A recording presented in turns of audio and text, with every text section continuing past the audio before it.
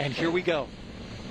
10. How would it not be a war crime to strike Iran's bridges and power plants? 9. They killed 45,000 people. 8. They're animals. And we have to stop them, and we can't let them have a nuclear weapon. 7.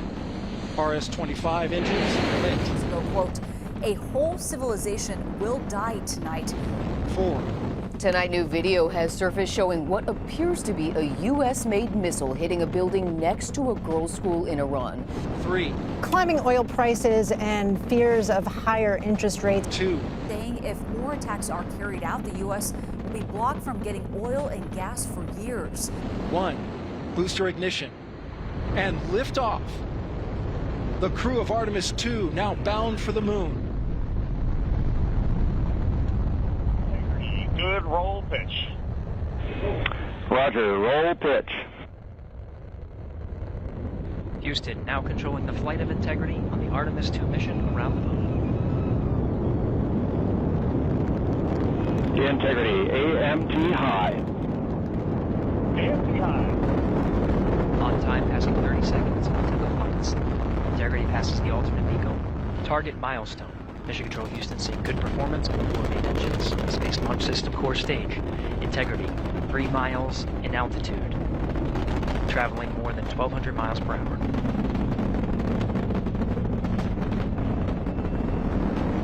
Altitude 8 miles downrange, traveling more than 2,600 miles per hour.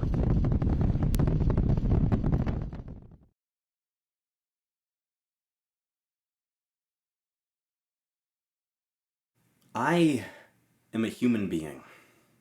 I have hands, I make art, I crave connection.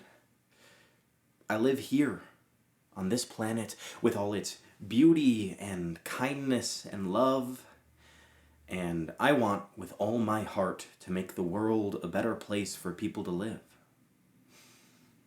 And this past week, I've been feeling just so much. And I have no idea how to let it all out. I'm so proud to have gotten to see the best that humanity has to offer this week. The launch of the Artemis mission going around the moon and the joy and togetherness that that can bring to people. And the beauty of our small blue dot when looked down to from way, way up there. And we've been witness to some of the worst of us too. It seems like every single time that I turn on my phone, I am forced by something to just scroll and scroll and scroll through pictures and videos and news reports of war crimes and bombs going off and strikes hitting schools, and just, what do you even do with that? I set screen time limits on the apps that I thought were bad for me, and that worked for a bit, but I just can't make myself follow them all the time. I was having one of those. God, I just wish that technology would go back or turn off weeks. Like, if we didn't have social media or smartphones, or if I didn't feel this just intrinsic need to care and be informed about the state of the world, then maybe I would be doing a little bit better. And I don't know if that's true. I don't know.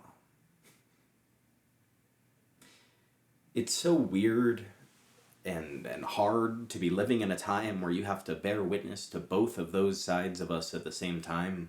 You know, how do you handle the imagery of those astronauts on their way back from the moon seeing a nuke go off from space? What do you do? I don't know that we could ever come back from that. So anyway, that was the mental state that I was in when I started playing Fallout 1 for the first time this week.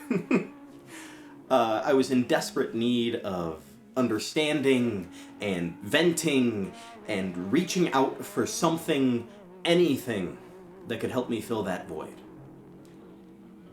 And in that position, I think that Fallout 1 ended up being the most human game that I have ever played.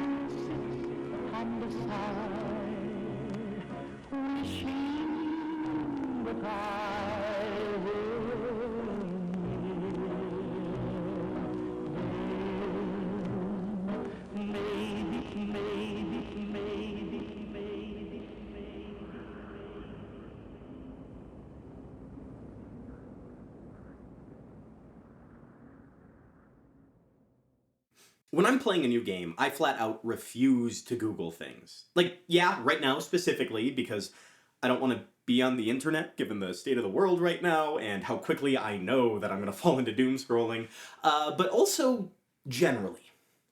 I don't think that there is a single example of a game that I can think of where Googling how a mechanic works or watching a walkthrough is going to be more satisfying than figuring it out for yourself.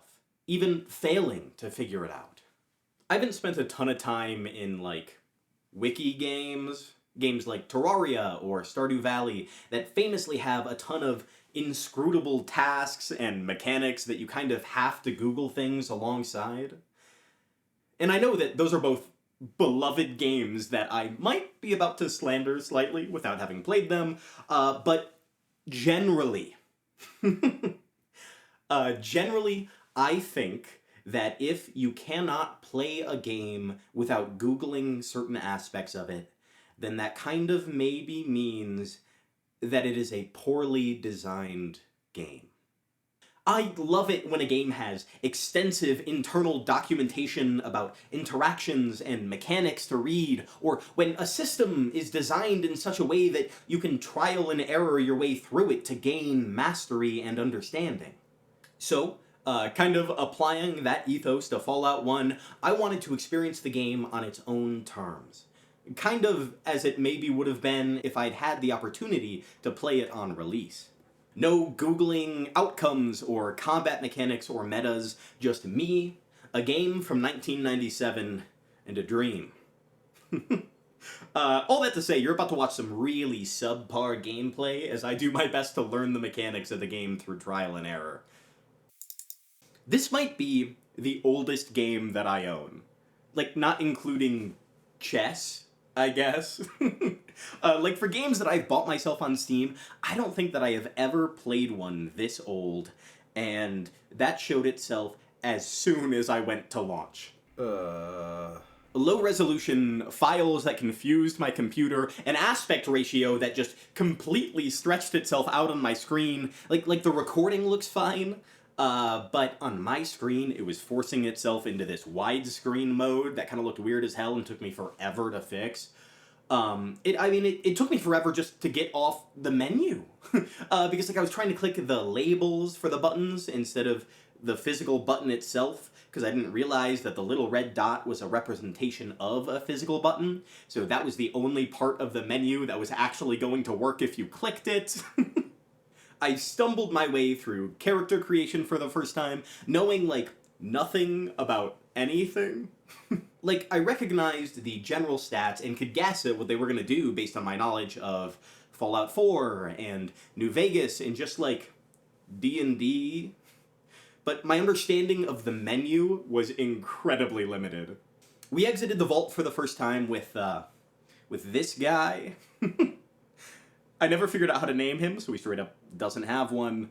And as soon as you leave the door, it immediately throws you into combat. So with no knowledge of how any of the systems worked, we jumped in.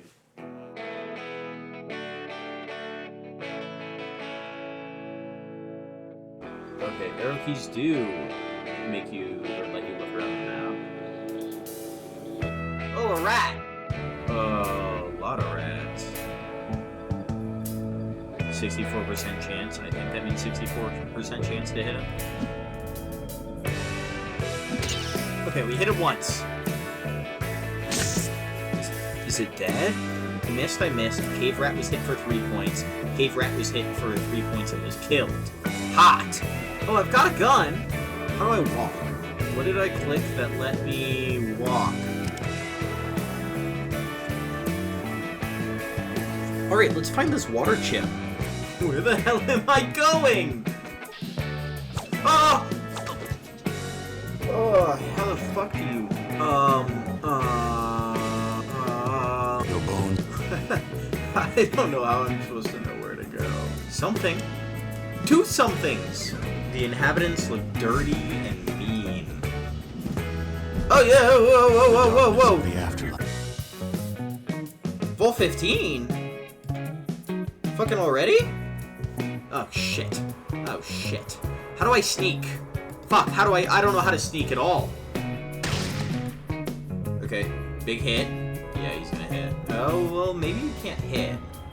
Is it dead? Yeah! Okay. Oh, that's a big rat. Holy shit. I need a rope. Okay. Oh, God! Life ends. Oh, it's the Brotherhood of Steel.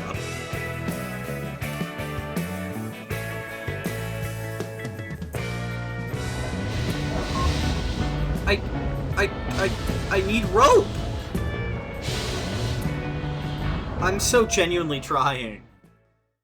I had all this costuming that I'd planned on doing for this as a, like, way of upping production or whatever. But I think it's just going to be way too hot to wear any of it. We'll see. I can probably make a Raider fit work instead, but, like, I made a Volt suit by duct taping over a jacket. But I think it might just be too hot to wear it. I'll at least use it in the thumbnail. We'll see. I was having a lot of trouble trying to figure out how to play this game. I mean, it came out in 1997. I don't know that we as a species had decided on common controls for games yet, because nothing seemed to work how I would have expected it to. Like, I was pressing WASD, and it definitely did something. I could hear things in the game happening when I clicked those buttons, but there was no feedback to tell me what I'd actually just done. I was for inventory. That was pretty normal. I could figure that out. And you would click where you wanted your character to move. That makes sense. But, like, the menus especially, I just could not parse at all. Like, having to switch your mouse between different modes if you want to interact with an item in your inventory or if you want to learn new information about it is so strange. Or, like, if you want more options on an item. In a modern game, you would accomplish that by right-clicking to pull up a little menu. In Fallout 1, you do it by clicking and holding on an item, and then you drag over to the selection that you want to make. And it took me so long to figure that out. And then there's combat. I mean, I kind of understood the concept of action points. Like, it's just a system for measuring how much that you can do on your turn.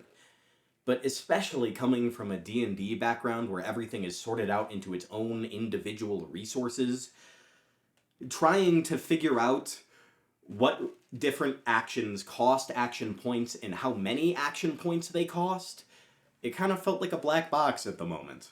Lucky for me, the idiot who refuses to Google anything, Fallout 1 actually does kind of do something to hold your hand through this stage of the game.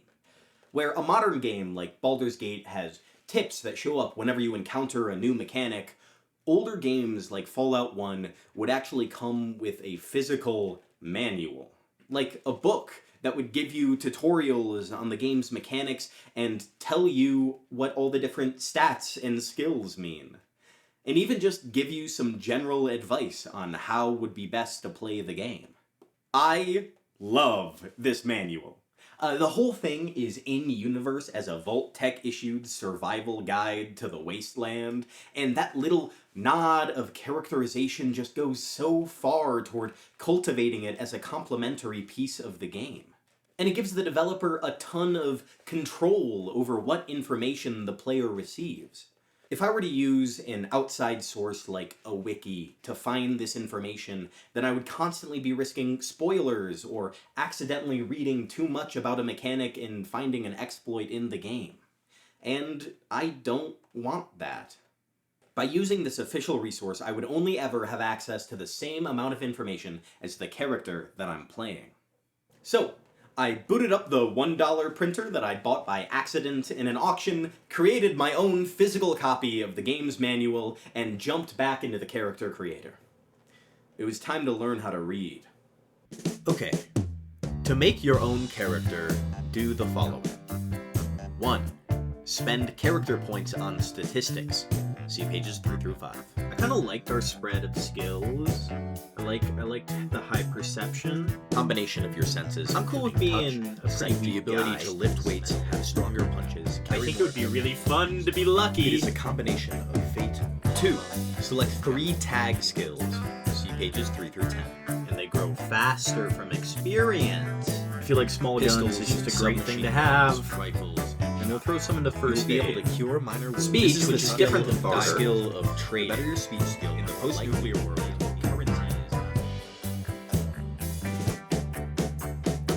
Oh, this is shady sand! I missed this the first time, man.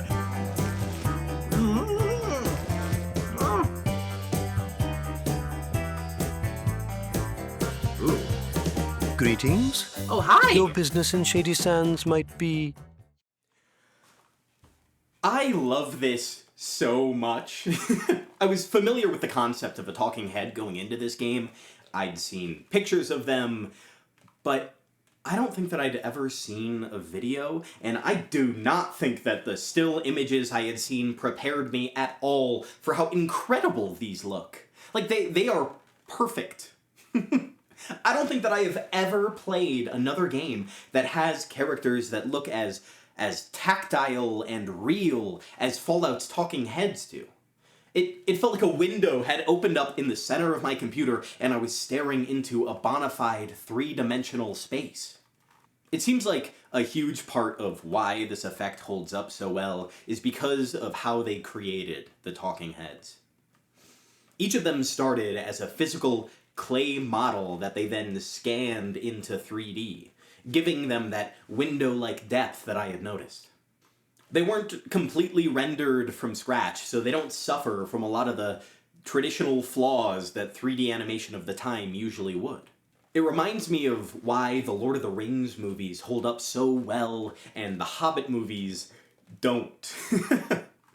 Besides the fact that there is no possible good reason to stretch a book as short as The Hobbit into 3 films, and that all of the weird shit that they added to it kind of sucks and doesn't make any sense, the CGI in the Hobbit movies just doesn't look good anymore.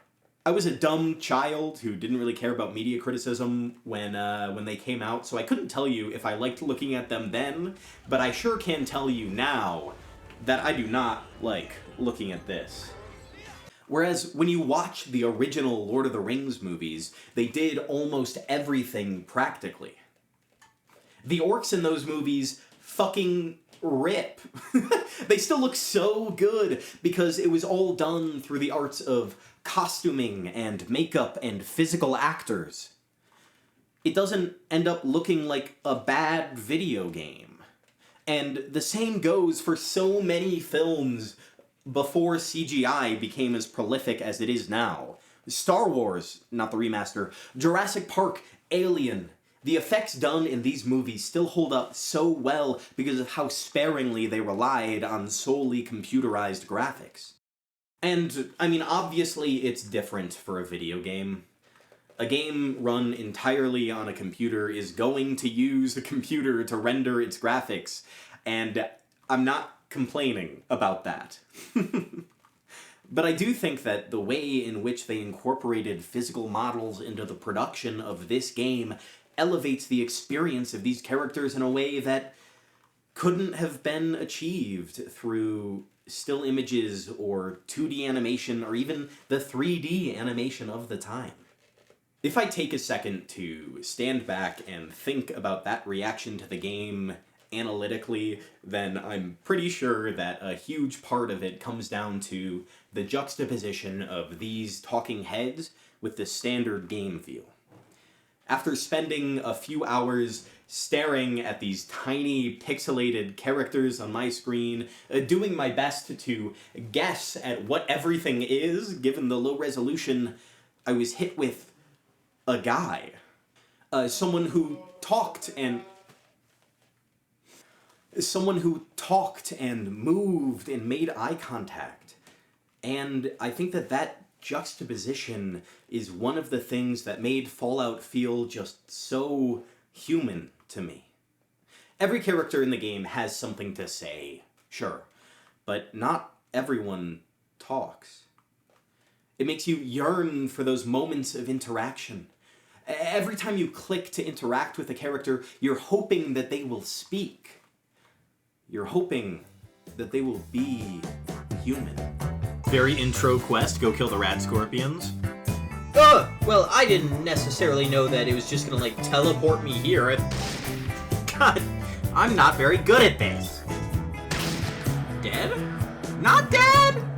I think I don't move, save my... Do you have any the extra moments. action? So I can, like, just, like, wait until I'm healed. You get your healing rate restored. Critically hit it for 22? Oh god, there's so many in here. Oh my god, there's so many in here. The darkness of the afterlife is 500 XP for stopping all the rad scorpions. Know that the people of Shady Sands are most grateful. Oh, can you be a follower? Fuck, I'm poor. I think I have literally 0 caps, right? So I have a lot of caps now. 167. So I could go hire Ian. Oh, Ian! Okay, we have a rope. Let's go back to the vault. Ian shot me in the fucking back. First thing he did. Please don't shoot me this time, Ian. I need more rope. Let's try Junktown, I guess. To the jail. I wouldn't want me in the jail either. Now what the Uncle Sam hell do you think you're doing here? I guess I got lost. No. You got stupid. Now get out of here. The genuine mistake. Dude. Well, congratulations. You just earned yourself a night in the cell. Boys. What? I'm just trying to go to the general store.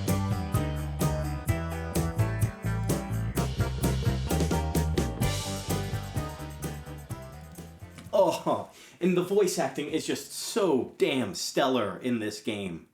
I feel like most voice acting that I hear in modern games has some sort of cinematic element to it, which isn't necessarily a bad thing. I mean, when I am playing Baldur's Gate, I want to simulate a huge-scale fantasy adventure, and that type of voice acting works really well in that type of game.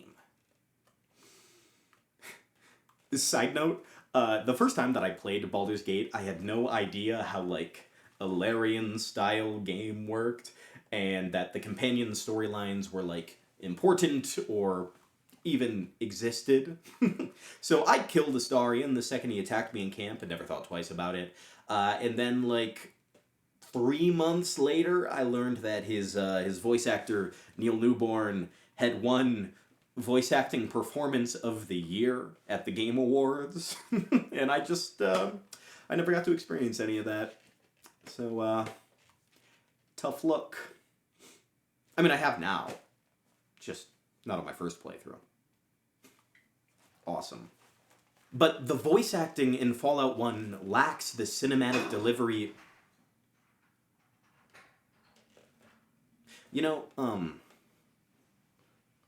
gonna whisper this over here close to the microphone. Can you still see me? Yes. Last week, my upstairs neighbor got arrested, and I was really expecting that to make the apartment quieter when he was no longer dropping things on the floor all the time. Didn't. But the voice acting in Fallout 1 lacks this cinematic delivery entirely. Every single character that you meet exists in this world. And this world has no time for that kind of flair. They all talk like real people just going through life. they trail off, or tell jokes, or tell you to fuck off. And this attitude goes so far toward the human experience of this game. Where characters in a lot of games feel as though they were put there for you to find, just as a prop for you to interact with so that you can receive a buff or a quest, these guys couldn't give two shits about you. They lived here long before you left the vault and would have been perfectly capable of solving their own problems if you died in the wasteland on your way here. If I had to put it into a word, I would say that the game feels confident. Confident in its world and its characters and in you. It's perfectly okay with you missing something or not liking somebody or killing an NPC before it would expect you to, because that choice is what lets you actually play your character. The game still has a story and an ending in mind that you are pursuing, but how you get there is entirely up to you. One of the classic gameplay elements that I clash very hard against in some of the more recent Bethesda games is the idea of an essential NPC. This character in the game that has a quest or a role in the world that the developer has decided is so important to the experience of the game that you cannot, under any circumstances, kill them. I think that kind of sucks. It kind of comes off as, like, baby shit. At least in a game that claims to be an open-world RPG where you get to make your own choices and decisions and play your own character, it sucks. If they want their world to feel dynamic and responsive to your decisions as a player, then they need to let you make decisions that affect the world. Even, and honestly, especially, if it cuts you off from content. A game that does this very well is, again, shocker, my second favorite game of all time, Baldur's Gate 3. If you're strong enough, you can kill, like, anybody in this game. Like I said, I murdered Astarion in my first playthrough before I even really got to know the guy. One of my very close friends was a big fan of Will on his first playthrough, so just sneak attacked Karlach before talking to her at all and was never the wiser. There are hours of quests and dialogue and content attached to these characters, and the game just lets you throw it all in the trash if you want. And that simple choice makes every playthrough so much more unique. On your first playthrough of a new game, you're going to make certain choices. Like, definitionally, I guess. And that makes your first playthrough feel really special. You'll be constantly wondering what would have happened if you made different decisions or sided with different NPCs or a third thing inserted for flow.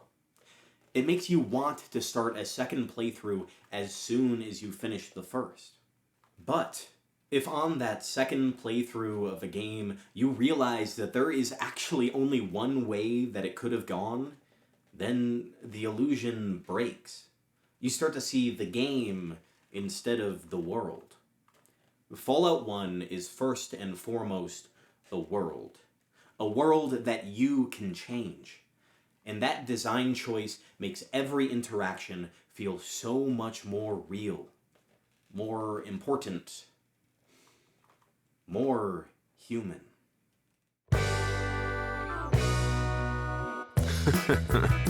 Don't feel bad. Ain't the worst story I've been told. So much for general store, dude. He ain't selling shit. Oh!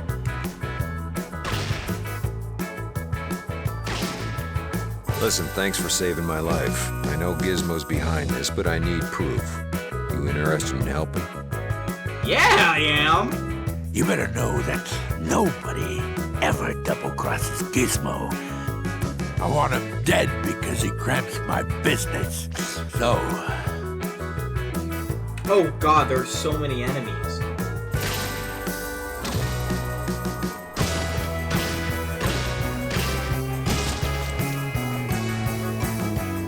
Found our caps!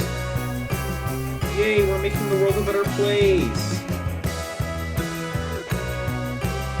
This is fucking crazy. That's sick. I'd like to buy something. Drugs. You got a rope. Spare change, old friend, old pal. Didn't. Got killed. God, I love that joke. A skag? I don't feel like I should call people that. In Northwest? That's where he said the mutants were. We have a rope. Let's go back to the vault. I'm trying so hard. There just isn't a water chip in here, huh? Maybe I should have checked in with the water corporation at the hub. I'm running out of time. I'm going to the hub. Okay. So if I wrangle up 2,000 caps, then I can at least extend my timer by 100 days. That's probably a good goal, because I have very few leads now. Yeah, jacket covered in duct tape. Okay, there are two features in Fallout 1 that I don't think that I have ever seen in a game before. One of them truly just rocks. I think that it is my favorite implementation of this type of thing that I have ever seen in a game before. And then the second, it's just kind of weird as hell. like why did they choose to do that? The first is the traveling system. I love it. I genuinely think that it is my favorite example of long-distance travel that I have ever seen in a game. So many games want their worlds to feel massive, to give you the experience of traveling through an expansive open world, but it always leads to some compromises. If you want the entire game to be handcrafted vistas and cities and encounters, then you're gonna have to make some compromises on the scale of the game. We see this in the 3D Fallout games. They have the amazing landscapes and skylines that you can only get in a game when a human being designed each of them by hand. But the compromise is that they feel kinda small sometimes. You can run from one side of the Commonwealth to the other in, like, a day. It makes traveling and time feel insignificant, which is fine. It isn't the focus of those games.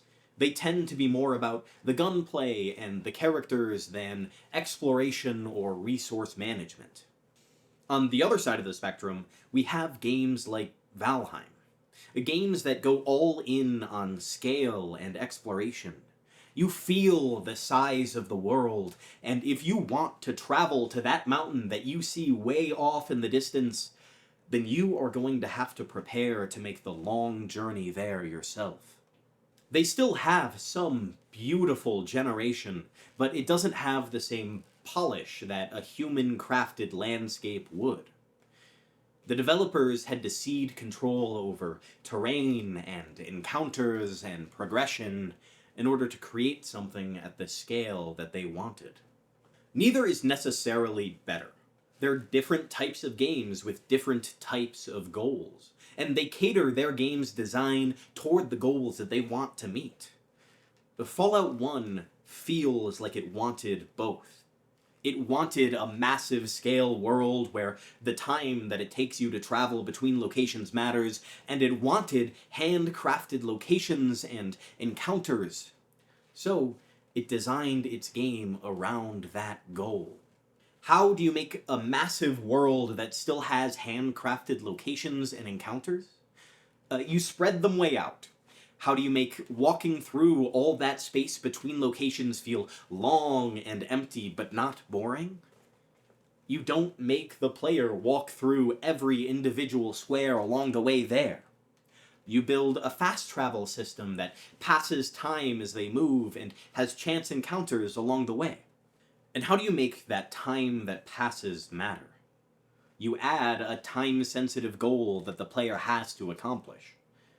It is the perfect system for this game. And then, there's whatever the hell this is. I love the idea of this mechanic in an open-world RPG. There are so many scenarios where I've just had a conversation with an NPC and have a follow-up question that the developers didn't necessarily add as a dialogue option. Or moments where I think I understood what they were asking me to do, I go and I try to do it, and then it doesn't work and I have to come back and clarify what I'm supposed to be doing for them. And being able to do that through a system like this, where you get to ask your own questions rather than just replaying the same dialogue lines you've already heard, that rocks. It maintains the integrity of the timeline in a way that I don't think I've ever seen in a game before. It makes it feel less video gamey, if that makes sense. But then... No clue. Nope, never heard anything like that. No clue. The implementation leaves something to be desired. It feels like there's maybe 5 total words that they planned on you saying, and I'm sure it's dependent on the character that you're talking to, but, like, even when you ask them about something that they were just telling you about, hoping to get just a little bit more information, a lot of the time they just have nothing else to say. And I know it's really hard to predict what your player is going to do in a game, and you have to make decisions about what aspects of the game are going to get more time devoted to their development, but this ended up being such a cool concept that just got half-baked. I keep coming back to the humanity of this game. All of the aspects of it that make it feel like it wants to be an earnest human experience, rather than just another video game. And if this feature worked, then oh my god, would that elevate the human experience so much. It makes me think about... Sorry, this is going to be like an AI rant or whatever. But it makes me think about the people who say that they want AI integrated into video games so that you can ask a character whatever you want. And ignoring, like, the people who want it for and the environmental impacts of it, and the ethical issues, and the copyright infringement, I think that I can understand kind of the core of that want. You fall in love with these worlds and these characters, and you want to be able to immerse yourself even deeper inside of them. Gross. But I don't think that AI would actually satisfy that want. When you fall in love with the world of a game, you're falling in love with someone's cohesive vision. With the choices and decisions that went into the creation of it. Every character, every performance, every quest has a place that has been specially designed to deliver a message. And if you replace those writers and voice actors with AI, then you lose intentionality in games. You can give the AI behind the scenes pages and pages of prompts about who it is and what it wants and the specific information that it knows, but you still won't have any control over the output. It's just going to do whatever it does. How could you ever write a mystery or form a satisfying relationship with a character or even have a story if you have no control over when or how information gets relayed to the player?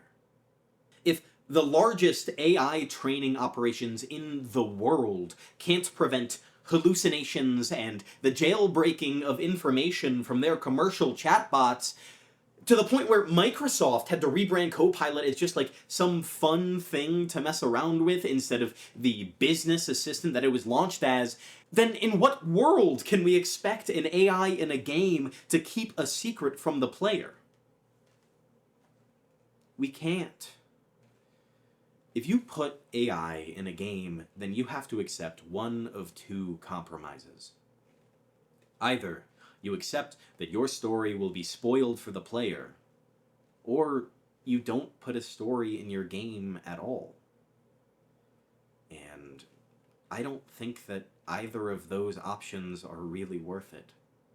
To those players and developers who want to provide more freedom of conversation in their games and have turned to AI as a solution, I would urge you to look to Fallout 1 instead.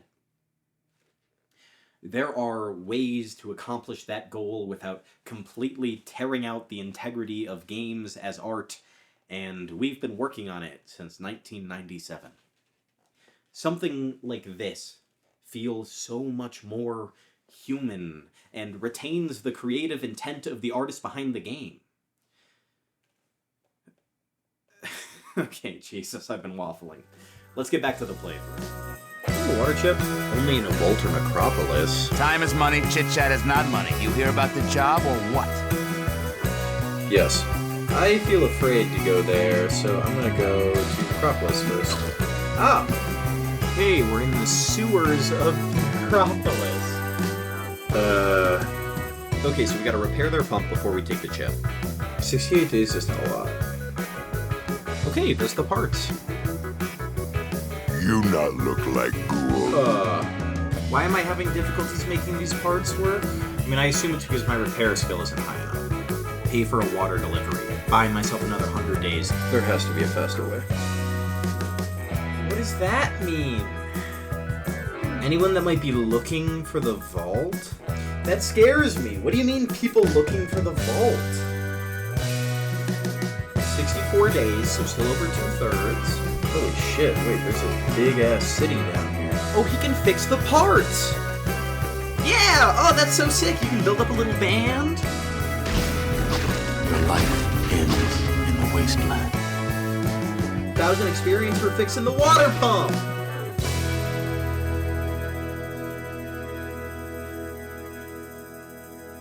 Oh, you again. What want now? I wanted you to take me to your supervisors. Okay. Take it to Lou. Who the hell is Lou? Oh, this is excellent. You know, I actually doubted my officers when they said they'd captured a prime normal. It is so nice to see you. What do you want? Why, when you become one of us, of course. I can't have a perfectly good prime normal and not make it one of the chosen ones, now can I? After you tell me where your vault is. Tell you? You're almost funny. We shall see, won't we?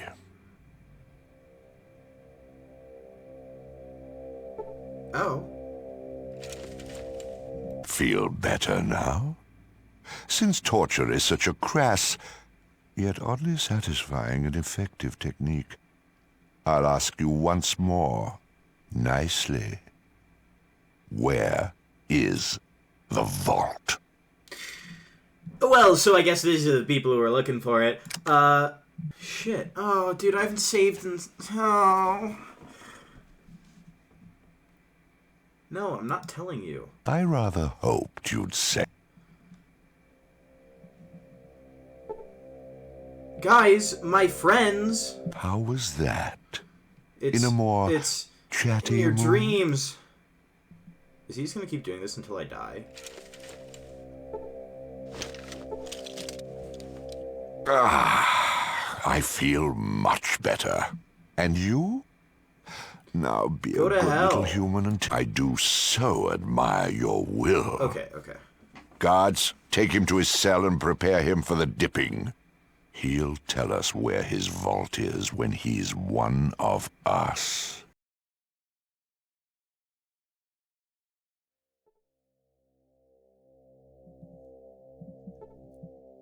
There's still my gun. No, they took all my shit.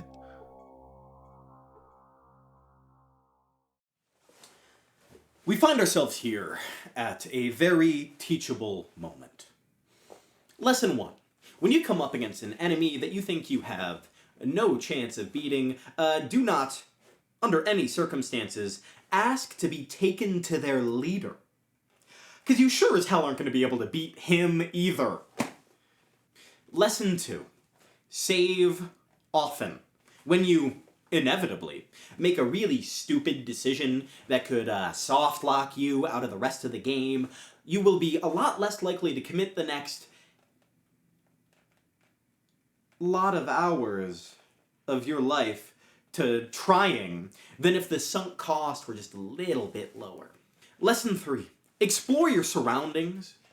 I spent the next 15 minutes pacing around this cell trying to figure out what I was supposed to do before I even realized that there was a body in here to loot. And finally, lesson 4. Understand the mechanics.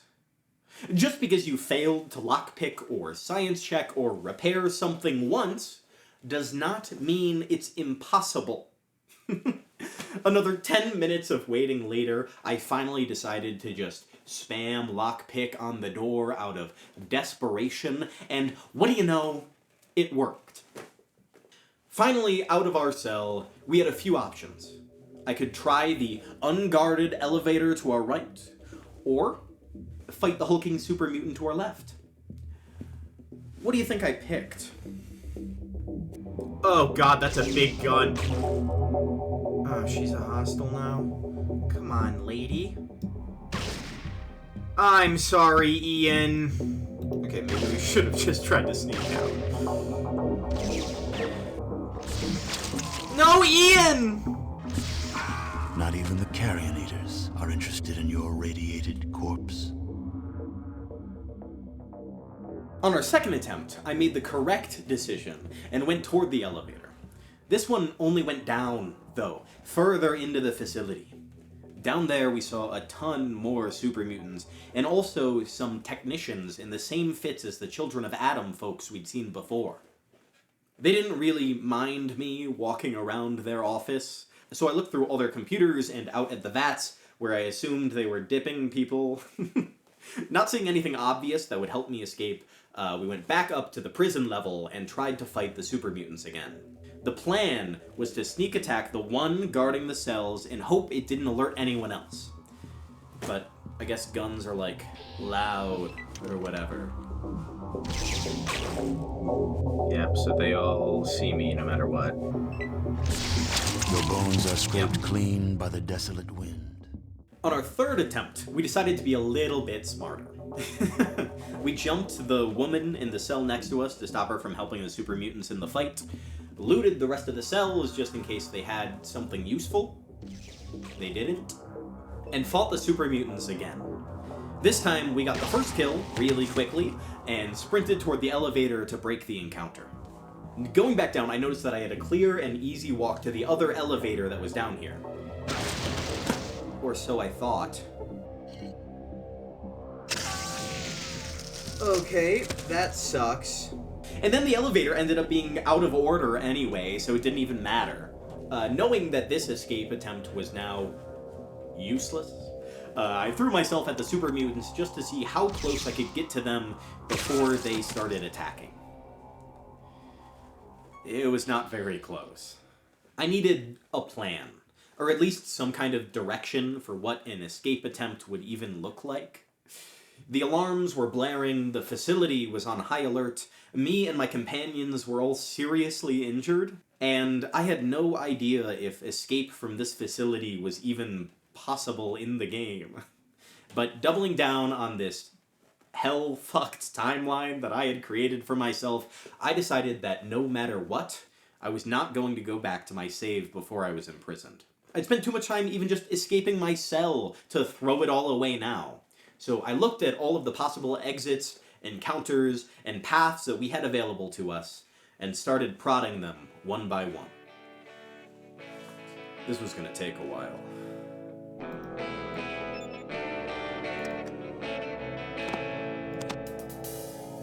So they aren't unarmed.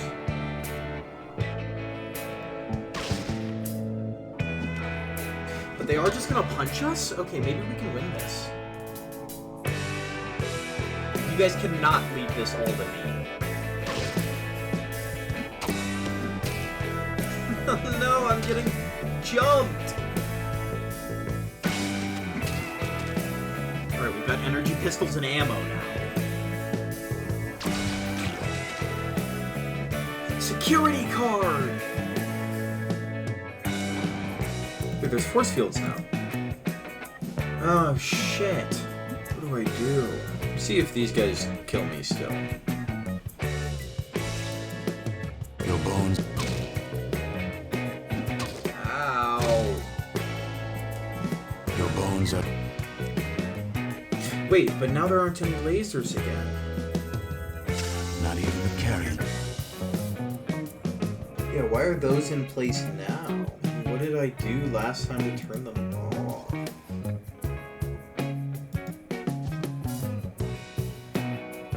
I don't understand why they are sometimes down and sometimes not.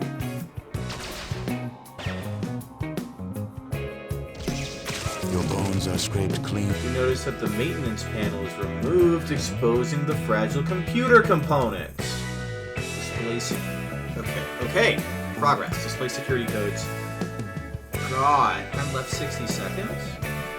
Oh shit, did I just self-destruct?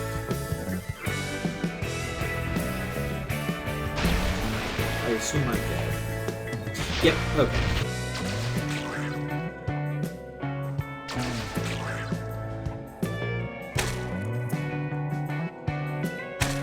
The darkness of the afterlife is all. Is that true? Is that true? Okay, I don't know, man. I gotta eat food. After 3 hours of banging my head against the bars of this prison, we had killed one super mutant. Yeah. I was starting to lose steam pretty fast. I felt like I was so close to figuring something out, but that the barrier of interaction between me and the game was just a little bit too thick, you know? I'd found a computer labeled force field controls, but no matter what skills or items I used on it, I could not figure out a way to disable the shields. I'd found a security key card on one of the technicians, but I didn't seem to be able to use it anywhere. I discovered that I could simply walk through the red damaged force fields, but me and my companions had taken so much damage over the last few fights that we couldn't walk through them without dying. I'd put on one of the technician robes in hopes that it would allow me to sneak through the facility, but the super mutants I tested it on didn't fall for it. I spent the next half hour in-game just wandering around the tiny area that I was stuck inside of, using all of my skills on every single interactable surface that I could find, until finally...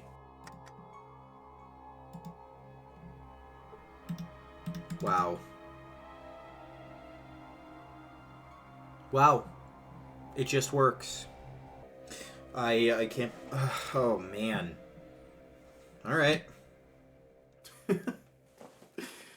It's that easy. I forgot lesson number 4.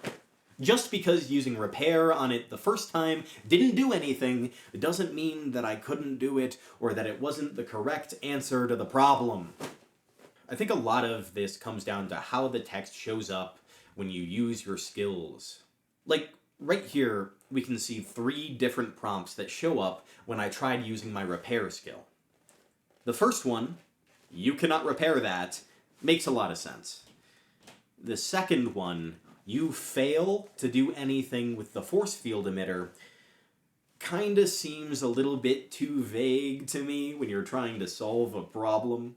Like, here in context, I can understand now that it means that you could, hypothetically, use that skill to affect this item, but that you failed on your check.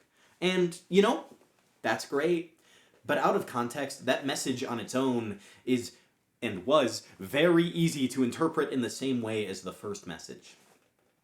To read that and to assume that it means that you can't use your skill on it at all.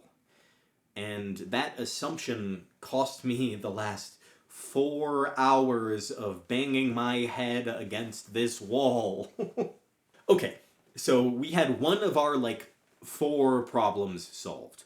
We can get through the yellow barriers. Massive. We still don't have enough health to cross reds, though. We still can't get past the super mutants, and we still have no idea how to get out. But with the other elevator out of order, our only option was to find out what was on the other side of this one. So, with a new wall to bang... With a new problem to solve, we decided to do some testing with the super mutants guarding it. We chill?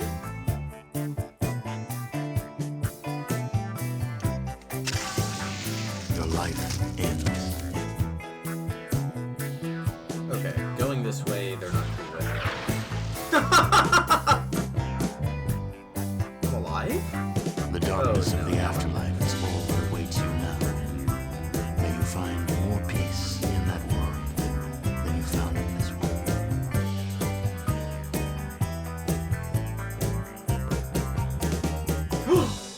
Stim packs. Oh, okay, that's pretty big. Use that on Ian. Stop moving, Ian.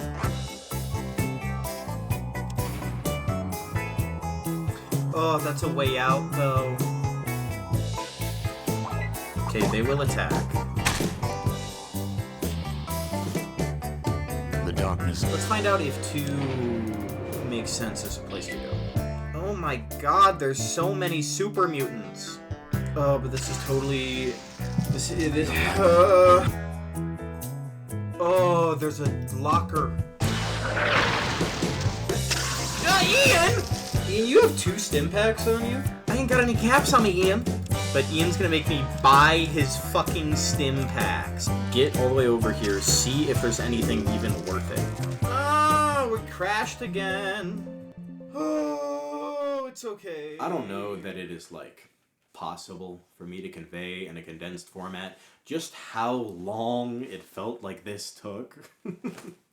I had spent the last 6 hours of time in the game in the last 3 days of my real life trying to escape this stupid prison. I wanted out so bad.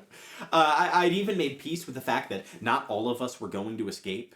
You know, Ian had only had 2 stim packs, so I was kind of just gonna keep going if, Katya died in one of the broken force fields. But then she decided that that wasn't gonna be okay, and that every time she died, my game would crash. But we were starting to make more progress. Between the stim packs that we had stolen from the super mutant and the 2 that Ian had made me buy from him, we had enough health that if we got some lucky damage rolls, we could survive quite a few force fields. We'd spotted a locker that looked pretty accessible from where we were, that might have some weapons or healing items that could help us escape. And biggest of all, we had spotted the exit. We had a game plan. Loot the locker and get out. We were almost there. Oh my god, we all lived. How is he seeing me from all the way down there while I'm sneaking? Oh shit, wait, there's a guy. Phenomenally small cranium. Okay, 4 stims. He is severely wounded. Your life ends in the wasteland.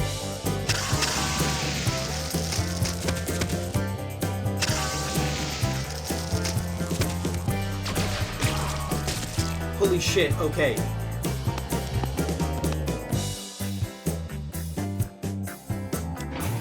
It's running. I'm a special mutant on a mission for your master. Let me pass or face the consequences. Okay, move along. So these guys are chillers now? Oh my god, have I escaped? I honestly can't believe that I made it out. I don't know if escaping the prison is considered difficult, or if most people end up just reloading a save instead of sinking 8 hours into trying to figure out how to get out.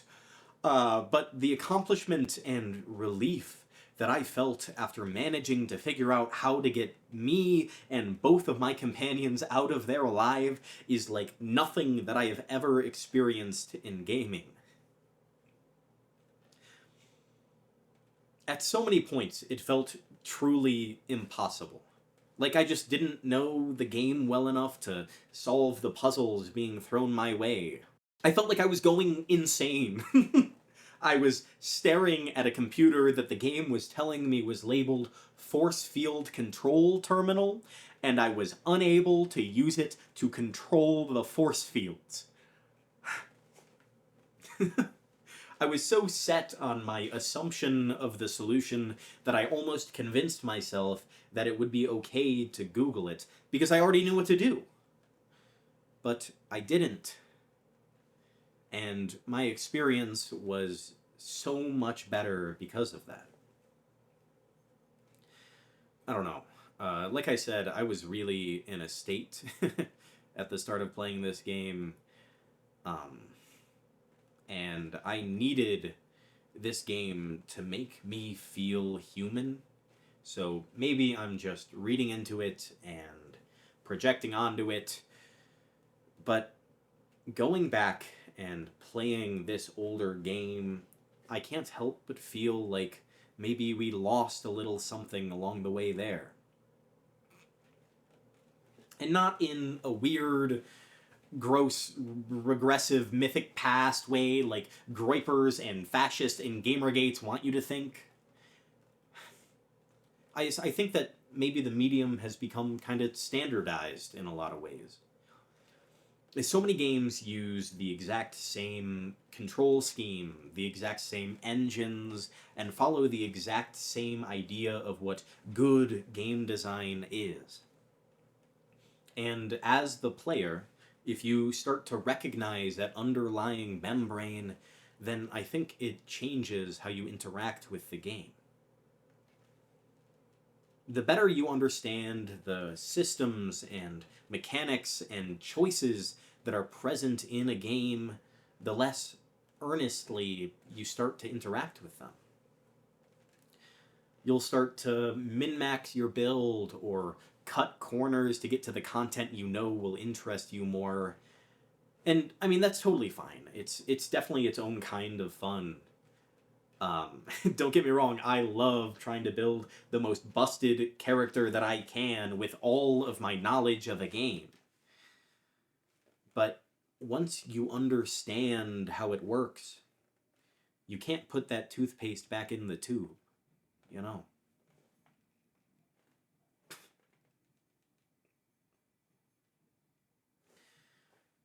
I think that this feeling is what people are chasing when they say that they wish they could play a game for the first time again. They're wishing that they could forget how the mechanics work and what the consequences of different dialogue options will be. They want to be able to interact with the game honestly again. And the more similar the mechanics of two games are, the less time that you get to spend in that phase. The less time you have before the game feels solved.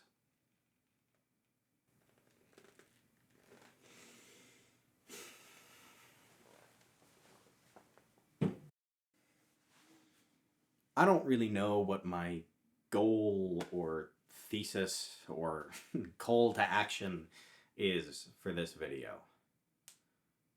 Play games without Googling them? I mean, I think you should. I think it's more rewarding and enjoyable that way. Play old games? I mean, that's definitely not it. I love Pong as much as the next guy, but I don't think I would have written 8,000 words about how it makes me feel human. I mean, I guess that kind of has to be it, huh? Figure out what makes you feel human. As our society keeps becoming more isolated and online and less community focused, it can be really easy to lose sight of that. Of what makes you feel like you.